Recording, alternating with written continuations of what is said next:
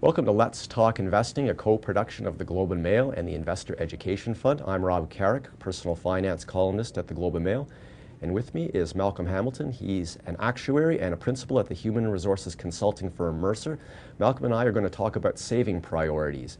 Malcolm, people are being bombarded with ads to contribute to their RRSPs, their RESPs, and now the two new tax-free savings accounts. How do you make a priority list? All right. Well, it's pretty easy, and first you got to start and realize nobody can do it all, or virtually no Canadian can do all of the things. So you need to prioritize. My list would be first do the things where you get matching contributions. So if your employer has a DC plan or a savings plan where they'll match your contributions, that's a defined contributions pension plan. Yes. Do that because you get a matching contribution. If you're going to do an RESP, it makes sense to do that because the government has a matching contribution for the first part that you contribute, so you should do that. Personally, I would then move on to mortgage debt reduction because that's, for most people, you have a 6% mortgage, that's a 6% risk-free return. You don't have to worry about the stock market, don't have to worry about anything. I think that would be my third priority. Then when you get to RRSP versus TFSA, that's not an easy call. They're both really good. They're both just about the same as far as the advantage they represent.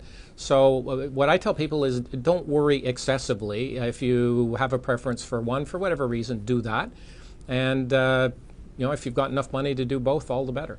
So it's okay to do a little of all of these, or to mix and match. It's not necessary to feel like you're letting your family down if you're not maxing everything out every year? No, you can't max everything out. And I wouldn't recommend saying, well, I have $1,000 to save and I've got 5 possible uses, so I'll put $200 to each, because your statements will just drive you crazy. You're getting statements every second day about some small pot of money and you can't figure out which one it is.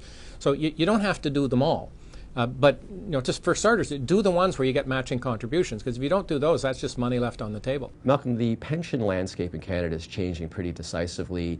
Defined benefit plans are shrinking, they're disappearing. Defined contribution plans are replacing them. What impact should that have on your retirement thinking? Well, for most people, it really has not much impact because they either are in a defined benefit plan or they're not. And if you're not, then you're, like most Canadians, saving for retirement. And in the private sector right now, there are only about 20% of the workforce in defined benefit plans. And the other 80%, you're just basically saving for retirement using the most advantageous vehicles you can find and investing as sensibly as you can.